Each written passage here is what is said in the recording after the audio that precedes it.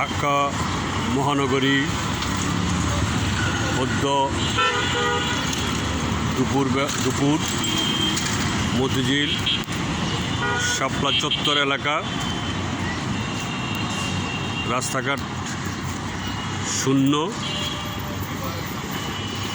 কিছু কিছু রিক্সা, দু একটি যানবাহন চলাচল করছে। মতিঝিল শাপলা চত্বর, বাংলাদেশ ব্যাংকের দৃশ্য। এ হচ্ছে ঢাকার সর্বশেষ অবস্থা। মতিঝিল শাপলা চত্বর থেকে দান শালিক টেলিভিশন, ঢাকা।